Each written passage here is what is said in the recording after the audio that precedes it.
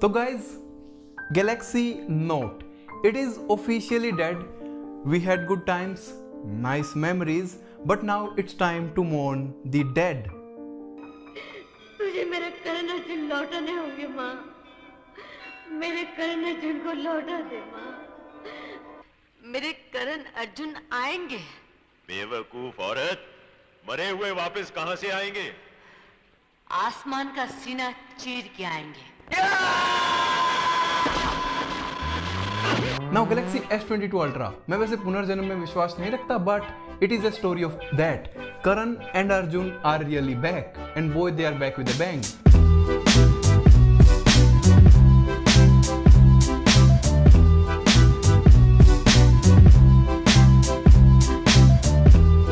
Now guys, in all seriousness, ये एक Galaxy Note smartphone ही है, बस इसका नाम चेंज कर दिया गया है Galaxy S22 Ultra में। अगर हम पूरी की पूरी Galaxy S22 सीरीज को उठाकर देखते हैं तो this is the odd one out. लगता है कि ये अडॉप्टेड चाइल्ड है और प्रिटेंड कर रहा है कि मैं भी तुम्हारा भाई ही हूँ। S22 और 22 प्लस कंटिन्यू करते हैं S21 सीरीज का popular camera contour design, but ये जो अल्ट्रा है it is completely different. Most likely क्या हुआ होगा कि सैमसंग ने इसे एज ए नोट डिवाइस ही डेवलप किया है और वो चाहते थे कि इसे एज ए नोट 21 या 22 अलग से ही लॉन्च करेंगे, बट बिकॉज वो कहीं फिट नहीं हुआ उनके रोड मैप पर, तो they scrapped the real S22 ultra और उन्होंने इस नोट 21 या 22 को बस S22 अल्ट्रा का नाम दे दिया। और अगर गाइज आपको याद हो तो हमें लास्ट मोमेंट तक ऐसी लीक्स मिलती थी कि it will be called note 22 या फिर S22 note.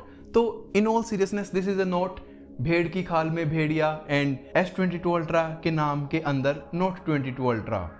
And guys I am absolutely happy कि उन्होंने ऐसा किया। आजकल पेन की ऐसी आदत हो गई है कि इसके बिना स्मार्टफोन यूज ही नहीं होता। ऐसा नहीं है कि हमेशा S पेन यूज होता है, बट जब भी यूज होता है उस टाइम पर there is no alternative for this. और मेरे जैसे प्रोफेशन में लाइक यूट्यूब वगैरह में, क्योंकि मैं अपनी थंबनेल्स वगैरह फोन पर ही एडिट करता हूँ, तो this pen makes it so much easy to do that. तो आपका यूसेज इस पेन का विल वेरी, हो सकता है आप इसे हमेशा यूज करो, हो सकता है हफ्ते में 1-2 बार यूज करना पड़े, या हो सकता है कि आप कंप्लीटली भूल जाओ कि इसमें कोई पेन कभी हमें मिला भी था।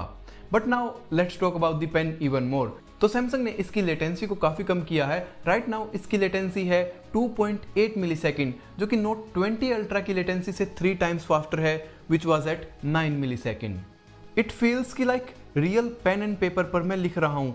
जो इस S पेन की टिप है वो थोड़ी रबराइज्ड सी है, तो एक ग्रिप या फ्रिक्शन की जो फीलिंग आती है लिखने time, it is really good. IPad की जो प्लास्टिक टिप है पेंसिल की, that doesn't feel as good. Last generation के जो S पेन्स थे उन्हें जब मैं यूज करता था तो मुझे एक प्रॉब्लम आती थी, बिकॉज कि आई हैव ऑयली हैंड्स और S पेन की बॉडी भी शाइनी प्लास्टिक की थी, तो पेन बहुत स्लिपरी हो जाता था।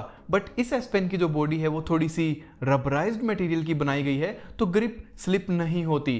बट गाइस उसी इंक्रीज फ्रिक्शन की वजह से S पेन को बाहर निकालना और वापस डालना, इट इज थोड़ा सा मोर डिफिकल्ट, बट ये एक छोटा सा कॉम्प्रोमाइज है for a better in hand writing feel.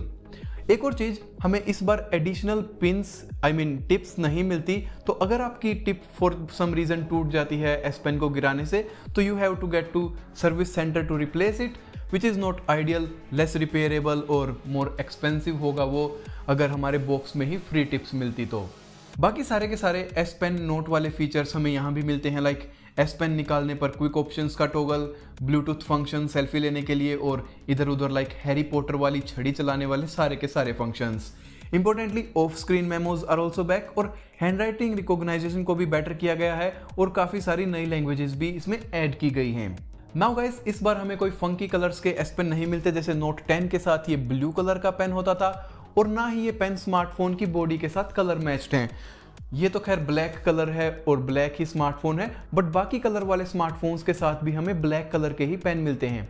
और अगर ये आपका पहला S पेन वाला डिवाइस है तो आई रिकमेंड कि डोंट डू दिस, बिकॉज इस बटन की एक लाइफ एक्सपेक्टेंसी है और एक लिमिटेड नंबर ऑफ क्लिक्स ये कर सकता है अपनी पूरी लाइफ में।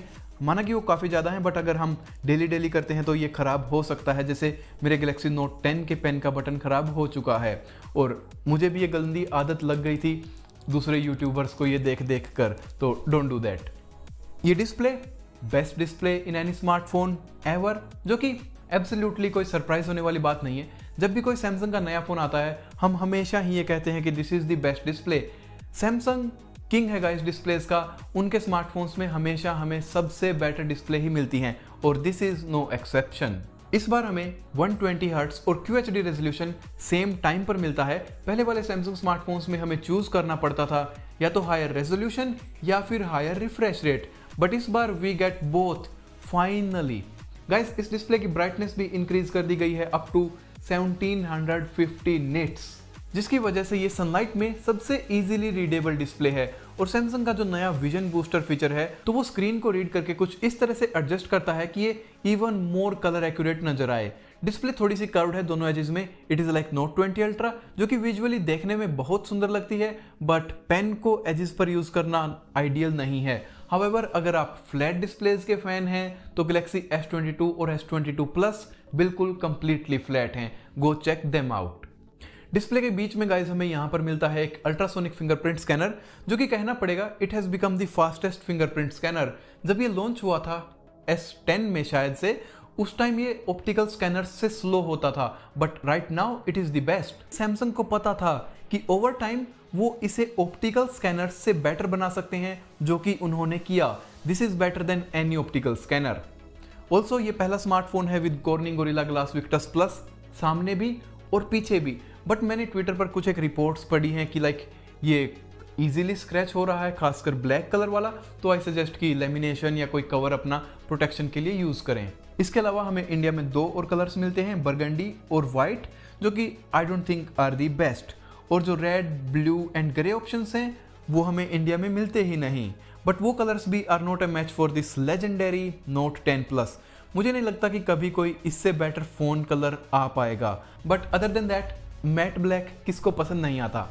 नाउ गाइस इसकी जो प्रेजेंटेशन थी उसमें सैमसंग ने सबसे ज़्यादा फोकस किया था इसके कैमरा सेटअप्स पर, which is the same story with every smartphone. कोई भी नया फ़ोन लॉन्च होता है तो मेन फोकस कैमरा पर ही होता है, और इसका तो बनता है because this is the best camera system in any Android phone I have ever used. Firstly main 108 megapixel का शूटर है।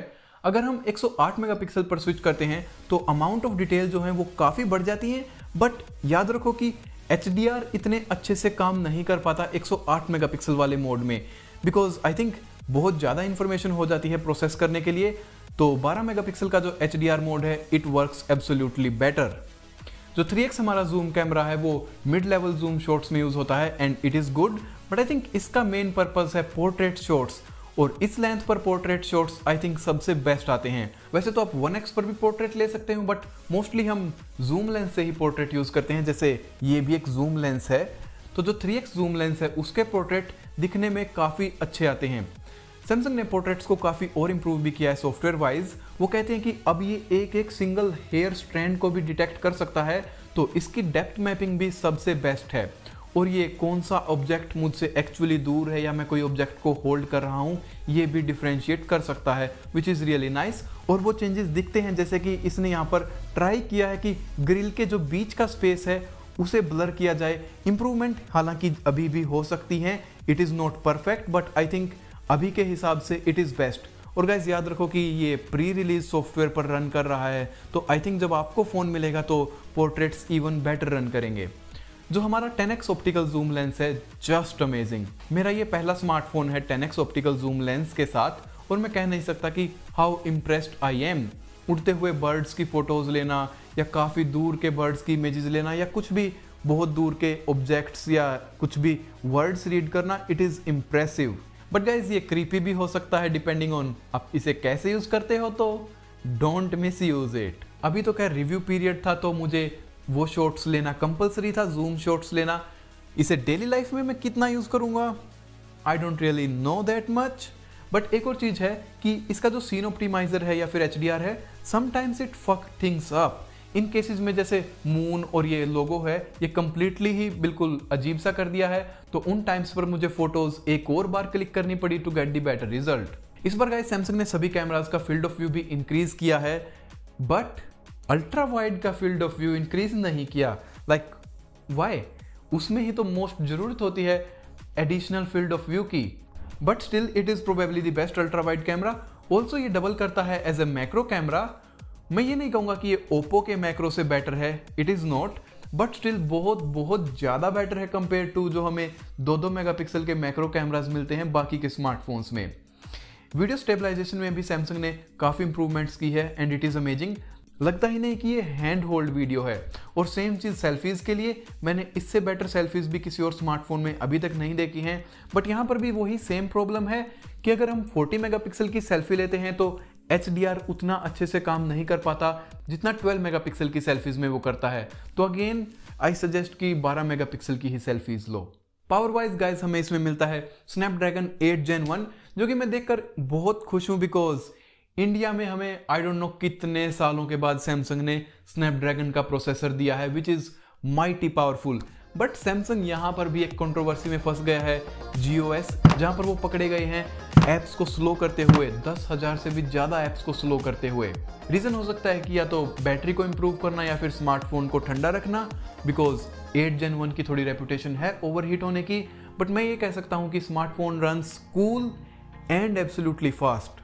गेम्स भी बहुत स्मूथली रन करते थे, कोई लैग का तो चांस ही नहीं है इतने हैवी स्पेक्स होने के बाद। और सैमसंग ने कहा है कि they will improve GOS and solve the issues, तो होपफुली सब ठीक हो जाएगा जब तक आपको स्मार्टफोन मिलेगा।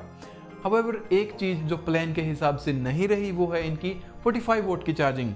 यस 45 वोट इन्होंने पहले भी ट्राई की है, फिर उसके बाद उन्होंने इन्हें छोड़ दिया था और अब दोबारा ट्राई कर रहे हैं। और एक्चुअली बताऊं तो दोबारा भी उतनी ही रबिश है। जो मैंने यूट्यूब पर वीडियोस देखी हैं 25 vote charging versus 45 vote charging की, वो शो करती हैं कि डिफरेंस बहुत ही मिनिमल है। मैक्सिमम 10 मिनट्स का फर्क है, जो कि isn't a lot, it should be more. तो अपने पैसे बचाओ and get the 25 vote charger, 45 vote isn't worth it. Also हमें इसमें वायरलेस चार्जिंग और रिवर्स वायरलेस चार्जिंग भी देखने के लिए मिलती है। बैटरी इटसेल्फ जो है उसमें मुझे कोई इशू नहीं है। 5000 mAh की बैटरी, वो भी पेन का कटआउट सेपरेट काटने के बाद। तो आई थिंक कि अगर पेन नहीं होता तो हमें 5500 mAh तक की बैटरी मिल सकती थी, but I will take 500 less mAh battery for the pen, because अभी भी करंटली मुझे 7-1 घंटे का स्क्रीन ऑन टाइम मिल रहा है विच इज़ लेजेंडरी। आप एक दिन तो एब्सोल्युटली पावर यूज़र हो तो भी एक दिन तो ये लास्ट करेगा, और अगर थोड़ा सा भी लाइट यूज़ करते हो तो I think it is a 2-day smartphone, अगर लाइट यूज़ आप इसको करते हो तो। बट इतनी सारी फीचर्स इस फ़ोन में क्रैम करने की वजह से ये एक मोटा भाई हो चुका है। वेट में भी और डायमेंशंस में भी पहले वाले नोट्स से काफ़ी मोटा और काफ़ी भारी है ना। एक और चीज़ जो मुझे फील हुई, आपको भी हो सकती है अगर आप फ़ोन को मेरी तरह से होल्ड करते हो अपनी पिंकी फिंगर के ऊपर यहाँ से रख के, वो ये है कि जब हम फ़ोन को ऐसे पकड़ते हैं तो फिंगर हमारी एग्जैक्टली स्पीकर असेंबली के ऊपर आ जाती है, जो कि पहला एक तो साउंड को ब्लॉक करती है, दूसरा कि साउंड वेव्स की वजह से फिंगर वाइब्रेट सी होती है और वो एक काफ़ी अजीब सी फीलिंग है। और लैंडस्केप डायरेक्शन में भी जब हम फ़ोन को पकड़ते हैं तो भी हमारा हाथ ऑलमोस्ट एग्जैक्टली स्पीकर के ऊपर ही आता है। पहले स्मार्टफोन्स में स्पीकर हमारा राइट साइड पर होता था तो ऐसा कोई इशू नहीं था।